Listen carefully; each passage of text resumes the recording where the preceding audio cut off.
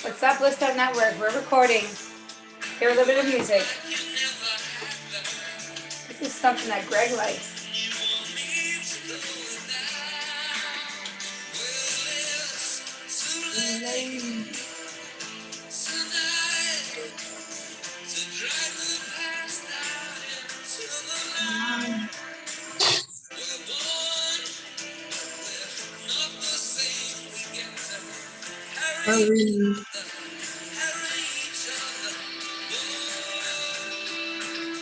What a great song. Welcome, viewers. Anybody out there that are going to have the chance to see this, whether you're seeing it now or you see it in the future. Greg, I'm sure you can see me and hear me. You can hear me, right? I can. Amazing. So community, welcome to our BlisstOut Network podcast, number 12. I don't know if that's a lucky number for you, Greg, but it seems to be the number of the day. And I'm so grateful to have you here. The song that we just came into is a song that Greg loves, and you guys know a little bit about BlisstOut Network as you keep watching us, is creativity, music, and wellness, how we can thrive, how we can share more of our amazing talents, and how we can uplift each other as a community. So welcome to the show, Greg Birring. How you doing? I'm doing awesome. And viewers, just a little bit about me and Greg. We're old friends. So we met in the Powell Business Center years ago. I was promoting some events in the community. We came into contact with each other several times. And over the years, it's over a decade now that we've been friends. Greg's really grown in the community with sharing amazing stuff. And I know your listening ears are on because he has so much that he's done. And there's so much more that he's going to do. But with the spirit that we have to bring it, it's why you want to have this moment. You want to feel this moment right here with Greg. So Greg, tell us a little bit about yourself and tell us how you came to fitness and wellness. So I moved here from the States. I was actually born in England, brought up in the States, and moved here approximately 10, 11 years ago. And in the States, I was a Taekwondo practitioner, competitor. So my background's always been in Taekwondo. Did college there, finished school there, got into business, got a remote job in Vancouver. So we ended up actually moving up here. And then about 10 years ago, 11 years ago. So yeah, that's where I came from. Always been in sports, always loved sports. Taekwondo came into my life around age 12. And just the community network, coaches, relationships, friendships, just kind of kept me involved always in Taekwondo. And that's one of the reasons we came here and decided to open up a school. And I wanted to create that same type of community feel for the kids in this area. So good. How does Taekwondo make you feel? I mean, like if it started at 12, how would it be something like a child would think that they would grow into? Like, what did it do at that time? You were like 12 years old, and how much impact did it have on you? It was just like a second home, right? So like when I would, I rode my bike and I saw like some guy flying through the air as a picture of somebody kicking, and I was like, wow, that looks cool. And then I went into school, and then when I went in there, it's like I felt like I was at home. Everybody was like friendly and positive, and they were all working hard, sweating, and then having a good time afterwards. And I thought, hey, this is pretty cool. So I started learning the sport, and then I got kicked around a lot, and learned the hard way. But slowly I got stronger and learned kind of the ropes of Taekwondo. And then I got to travel and compete, and then I was just hooked. After I got to go like 3 hours away to a different town, I went to Lincoln, Nebraska, and competed, and ended up winning a trophy. And I was like, wow, this is cool. So I want to repeat process that. So I did that like over and over. Just traveled all over the States, competing and meeting other coaches and other athletes, and just kind of progressed into a passion. I ended up training for the Olympic team trials in the States. I competed all 4 years through the collegiate process in the States, all four, juniors all the way to senior. black belt level, and got to compete with all the best fighters in the States. And so through that, those experiences and friendships that were built, you kind of learn how to build relationships and communicate and connect. And a lot of those friendships I still have today. So, um, I just wanted to share that with the people that are up in this area, because there was no real schools that I kind of felt that connection, because I checked out all the schools in the area and there was really nothing that I felt that gave that feel. So you feel like there was something unique that you had to offer, I think, in that area. Do you think it was more your mindset, or what do you think was missing from other places that you feel you can contribute differently? There just wasn't that family friendly feeling where like you felt like it was more than just the business, right? A lot of the schools around here, you just feel like it's very contractual and more business like, where there wasn't that real family connection where you felt like it was like a second home type of thing, right? Mm. So that feeling I felt was I enjoyed when I was a kid. I'd come home from school and get my take a look at homework or whatever, and then as soon as I could, I'd head to the karate school, head to the taekwondo school, and sometimes I'd be there at 4 o'clock, and then I'd stay until 8 o'clock when class was finished, and I'd always just be there to help out and do whatever I could around the school, and through that process, I built some really good connections with the coaches there, and then also like I was teaching adults when I was a kid, so um, through that process, just kept learning and learning and growing through the process of taekwondo. Taekwondo is very systematic, so through that process, you just kind of keep pushing forward and um, growing and learning. Right? So that Yeah. was in where, in the States or in America, when you started teaching as a kid? That was in Blue Springs, Missouri. Blue Springs, Okay. Missouri. Yeah. Oh, wow. So look, I feel like even with what I'm hearing about you, of being so young and being so determined, um, how did you stay so much involved with your body that way? There's so much involved with your body. Like how did that, like, was that a natural hunger that you had? Because not everybody has that hunger to move their body that much. What do you feel about your body and the movement and how that naturally made you feel happy? As far as the body, my instructor, I don't know if there's a picture of her in the back, but she went to the 92 Olympics and she medaled. And so I was her training partner. So I was running 6 miles 3, 4 times a week, you know, holding paddles, kicking, doing everything, right? So through that process, it just was a part of the deal. Like that's what we were told we had to do, and as a student, you just do it, right? So, even though we didn't like running, we ran a lot, and through that process, it was just a part of your day. Like that's what we did, and then a lot of the all the sports are pretty very competitive where I was at. So either you were good at baseball, basketball, or somebody, like you had to be really, really fit and really, really good. So Taekwondo was a different avenue for me instead of the traditional sports that I enjoyed. So um, with Taekwondo, the traveling was nice, being able to compete. We used to go travel you know, every other weekend. We go to a different city and compete, and then come back, and then you take whatever you could learn from that weekend, and then you'd work on your game and then try to get better, and then you go back and then you compete again. So it's just a very, very continuous cycle of kind of go out there, learn, get kicked around, come back, learn more, and then hopefully do better type of thing. Wow, it's powerful. Well, it's inspirational, I think. And I think I mean, I see it in the work that you do. But I want to hear a little bit more about that transition point. So you started, this became a life thing. This was like a fitness thing. This was competitive. And then it moved into you coming to Canada somehow and starting your own school. So tell us a little bit about this transition time of in between those gaps of all the things that you were doing. How did you get to Kickit?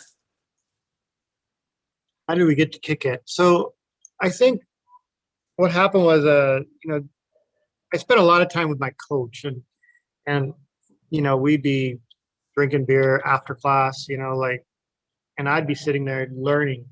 He'd always be teaching, like we would train hard, compete hard, and then he'd always be teaching me stuff. right? Life skills, how to, how to interact with people, how to communicate better, and how to connect with, a kid that, doesn't listen, or how to build bonds. And then also with business, learning kind of the ins and outs of sales. I also did a lot of self-study. I did get my bachelor's in business administrative. I didn't go straight through, but the martial arts kind of helped me get back on course. Once I completed my bachelor's, then I went into IT and I started building websites, helping businesses. But my passion was always Taekwondo. So in the back of my head, I always wanted to work in the field of Taekwondo full time on my own school. But I was out there doing kind of business to business websites, and then I finally got to a point where I'm just like, man, I'm just going to do my dream, whatever I dream. Because I was like, oh, I'm going to make a whole bunch of money, and then I'm going to open a school. But I'd make the money, but I wouldn't have enough money to ever open a school, because it was just it never worked out. And I was like, you know what? I'm just going to open a school, regardless of the money situation. Let's just figure out how we can open a school. Wow. And that's kind of the transition point. I just kind of got fed up of waiting, and I was just like, man, if I don't do it now, right? And from that day forward, I think it probably like maybe 2 months later, we had a school that was open. And when we opened the school, I think pretty much from day one, we were busy, and we never slowed down from there. Like from day one, we had probably about 35 students, and then we continued to grow from there. Wow. When was that? When you opened Kickit? What year was that? 2011, I believe. Wow. Yeah, because that's when I met you in Powell Business Center. Yeah, it's probably maybe a year or so after that. Mm-hmm. And that's about 5,000 square feet. What was it that at the time? What was the size of the first one? Because now you have two, or how many do you have right now? Yeah, we have two. We're thinking about a third. We have one that's in Panorama, 152 Highway 10, which is a smaller location, about 1,500 square feet. And that's what we started with. We opened that school because the other one filled up. Then we moved into a 5,000 square foot location on King George and 80, which is more kind of like the vision that I had originally had for what I wanted to do. And so now we have the 5,000 square foot location, and then we got a smaller location. We're thinking about adding more, but we're really trying to focus on just quality coaching education for the kids. Mm. Yeah, and then there's a system that you designed through Taekwondo system. That's from your master, or is it from? Have you added your own touch to that with Kickit? Like, what is it that you're presenting to the community with your lessons and stuff? Yeah. So what we learned as kids was kind of the kick and the punch, and that stuff is great. The life skills that we've picked up over the years through different programs, we've implemented into like some of our kids are as young as age 3. So 3 to 5, we teach, like respect and focus and courtesy and self-discipline and teamwork. So we have a specific life skills program for 3 to 5-year-olds, which is amazing. I mean, even as an adult, I read the stuff and I'm like, holy cow, I wish I would have known this when I was 4 years old. So we picked up a lot of different things from a lot of different areas, and we rolled it into the program. We push mostly the Taekwondo. I don't put a lot of the adult, like the pranic healing and all the different modalities of stuff that I've picked up over the years into the program, because we really wanted to focus on being solid with our Taekwondo. And I didn't want to be good at like 12 things. I just wanted to be really solid with the Taekwondo. And then as we get deeper into the Taekwondo, then we introduce different concepts and ideas related to health and wellness, fitness, nutrition, whatever, kind of I feel like is a major need. So I've got 2 boys that are teenagers, 16 now, both want to be turning 17 very soon. So I kind of looked at that age group, and I slowly built for that age group. When we first started, they were 7 or 8, right? So we really focused on the young age group, kind of the content and delivery. And then I was like, okay, man, we got to figure out the teenagers. What issues are they going through, and what type of learning do they need?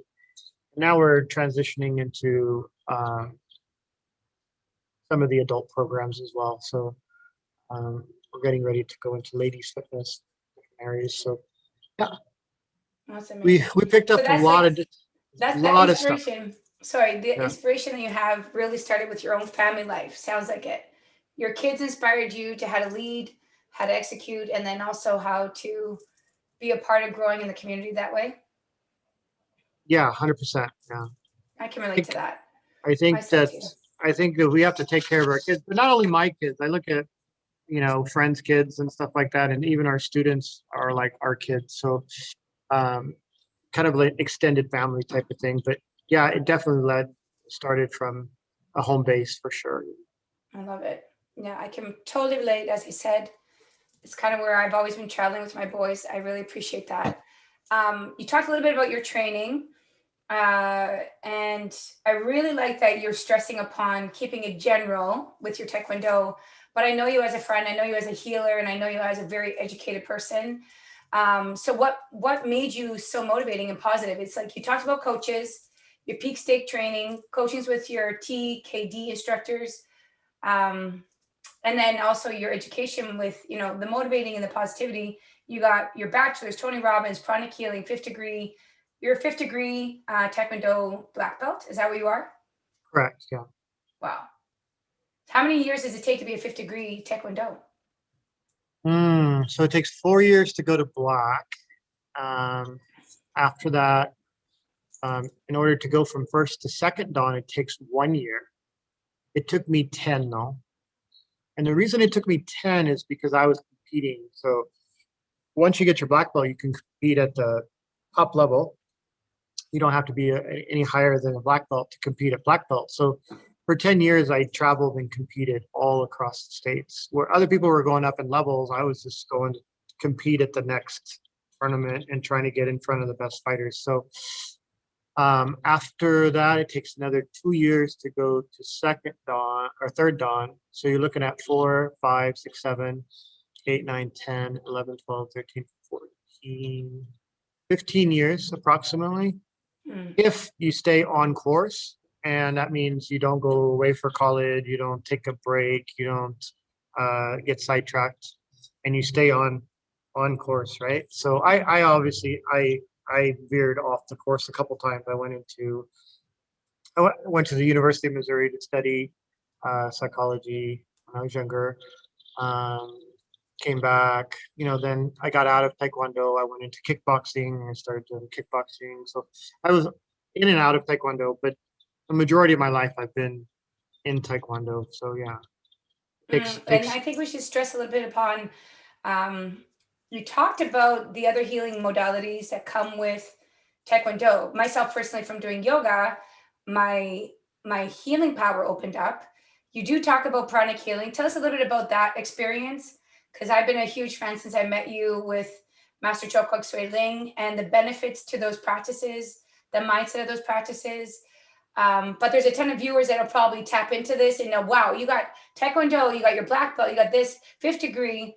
But I know the grace that you have, the grace that allows you to work with all these children. It's like I come into your school at times, I'm like, the leadership and the grace that you hold as a man is what Taekwondo also did.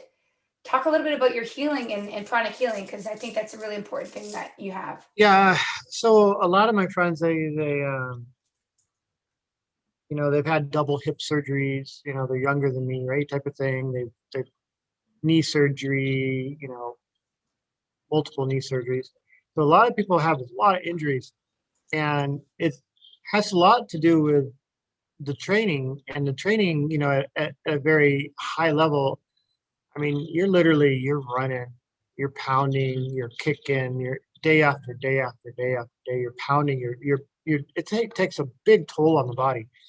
So a lot of practitioners in Taekwondo, they only do Taekwondo, right? And they don't do any of the healing arts. So when I was younger, I was like, I don't know who told me, but somebody said you got to stay balanced. You got to have the martial art and the healing art. And if you have both, then your body will be obviously going through a lot less of these problems. So I used to have a friend and he'd do backflip after backflip after backflip and land it and then he's a Taekwondo instructor, and then he goes spar and he go run 13 miles, and he would do just intense training and diet and everything just to be at the top levels. But now his body's had to suffer. He's had multiple hip surgeries, hip replacements. Like he's young, right? But I've had no aches, no pains, no knee surgeries. I mean, knock on wood, nothing happens. But a lot of it has to do with learning chronic healing, learning the healing modalities, Reiki, different things that, like self-care, stuff like that. So, you can counterbalance that hard training that you do. So you're not just pounding the joints, you're also taking care of the joints. And, chronic healing, when I was younger, I was able to go to some classes, a lot of classes, actually. We used to travel a lot for that. And through the chronic healing, we learned that the body can heal itself, but you've got to give it the time and the energy to learn about how the body can heal itself. Because if you just run, you're eventually going to run out of energy, right? You've got to find a way to replenish the energy. And some of the meditations through chronic healing allow you to replenish your own energy. And then also you can help people that also are going through emotional turmoil or headaches or back pain or even more severe things. So it's a very step-by-step cookie cutter type approach for healing. And the teacher who obviously transcended on Master Choa was able to really dissect all the healing modalities, and then was able to synthesize a system that allows something that you can quickly learn, that you can also apply into your world. And then there's a lot of trial and error. You can try something, see how it works. And then after a while, you go, wait a minute, that worked. And it was real simple.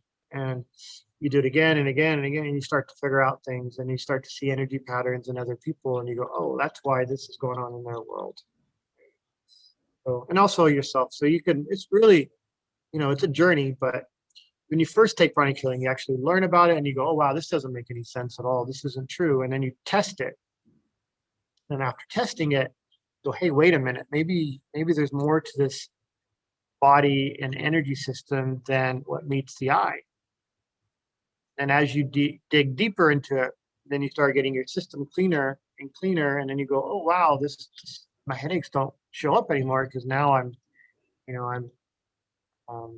not in a whole bunch of issues, right? So this is a very progressive learning. But I started chronic healing probably back in 94, 95. Wow. So, and the learning is continuous and on that realm. But yeah. In daily meditation, you're doing that too? Yeah, meditation. I've been doing all kinds of meditations. It's really figuring out which meditation is best for your system at the appropriate times. Right now, I do the priming. I do Tony Robbins priming in the morning, which is good. I do the pranic healing meditation. Getting into running. I've been running quite a bit, doing some half marathon training. So that's a great meditation, to just go out and run. So I'm always looking for newer, better meditations, but I like the active ones. Taekwondo has a lot of the forms and motions. And when you do a lot of those can be meditation. So some people like dance. I think dancing is great. It really depends on the individual, what they're looking for as far as like go on meditation. Do you create any awareness with your students then about the importance of the balance, because you've learned that? Do you apply any of that, like when they're moving? Do you help them to be aware of the movement? Yeah, I mean, we're always teaching different skills. We don't go too deep into the healing arts with our students, just because I think we're trying to build a base for these kids. And the base, it is, if they train 2-3 times a week consistently, their bodies are going to get stronger, their muscles are going to grow, they're going to feel happier. So that is a lot for these kids, because they're already going through school, they're already going through a lot of stuff. But a lot of the adults and stuff like that, I definitely go over some of the concepts, not too much in detail. We're going to go over more of that with the kids. We're through this new program that we're starting called Impact Coaching. Okay. We're Tell us a little actually bit going about to, that. yeah. So basically, impact coaching is a kind of like beyond Taekwondo. Um, I feel like there's coaching that's helped me personally um, become, better in business, better in relationships, better in friendships, better in a lot of different areas, nutrition, stuff like that. And I got it from coaching. I got a coach that gave me information. I tested it. It worked. But there's somebody there, that's just like making sure that the progress was happening, and not too much progress, but enough progress that you're steadily moving forward. And that's kind of what we're going to design, or we are designing and implementing into our program. Is a program called Impact Coaching. So you can come into the program and learn more about, for example, fitness, and you want to lose weight and get in shape. We have a program designed for that. And then some people have other needs. They want to, depends on the needs, right? But impact coaching is going to basically, it's got six layers to it. Um, and I can go over the 6 layers. You want me to go over the 6 layers real quick? Yes, I'd love to hear about it. Okay, so first layer is like mastering your core. So if your core is strong, then you're solid. The world falls apart and you have a strong core, you're good. The core could be family, it could be nutrition, it could be your work, whatever your core is, like that needs to be solid. So, like for us, Taekwondo is our core, right? So we want that base to be really solid, right? Mm-hmm. Next level is our activation, which is basically 1% improvement every day in different areas of your life. So 1% could be your nutrition. It could be, your running, could be whatever, your business, et cetera, et cetera. So that 1% compounded over the course of a year is a lot more than humanly imagined. So that concept alone is huge. The next concept is the goal setting, um, having bigger goals, having more defined goals, figuring out a plan on how to get to those goals. Um, so 3 more of those concepts are basically, the next step is building bridges. So building community and bridges. So you never know where a bridge can go, right? So if you have a good friendship, you can pick somebody. If you having a down day, for example, you can pick up the phone, call them. Who knows, they might take you out to Starbucks or whatnot, right? So building bridges is very important, and you don't know where these bridges can go, right? They could turn into great friendships, and who knows, right? So I think that's important. The next step is mastering community. So building kind of like this BlisstOut network, right? Where you pull together these brains and minds, and then everybody's bouncing ideas off of each other, and then hopefully, one day we can do these types of meetings in person, right? So, and the last is if you do all these things, you build core, you grow 1%, you have big goals, building these bridges, and you make a community that'll create a purpose bigger than we are, right? So these types of things are kind of what we're going to go over in impact coaching with people that want this information. I'm so excited for you. I support you 100%. I'm so grateful. Also, I just want to let you know and let the viewers know, Greg has been a genuine friend. It was about over a decade. We're always in touch. We're always inspiring. He shows up not only to his business, but in every friendship that we've had. I've seen that. I'm grateful for you. I'm grateful for the things that have had impact on keeping me positive and reflecting. And I want to make sure that our viewers know that you have an offer to share with them today for our BlisstOut community. You said something about 21 days of unlimited classes at Kickit. What's that all about? Yeah. So that's what I was thinking. We do 2 weeks free for people, but we'll do 21 days, which will be perfect for anybody that wants to get back in shape or continue their path of fitness. Right? All right, viewers. So that means DM me, add Greg, add Kickit. I will put up the links after this video is downloaded and sharing. And if you guys see this video, say 5 years from now, I'm sure Greg's going to be around waiting and looking for you because he hasn't left me in 10 years. So we love you, Greg. Thank you. Thank you for having me. You're so good. And a little bit more you too. This will be up today. So I'm so excited about the next chapter that you're working on. I want to encourage more of it, more podcasts to come with Greg Birring. And please do add in today a little bit more you too. Namaste. God bless you, Greg. Bye.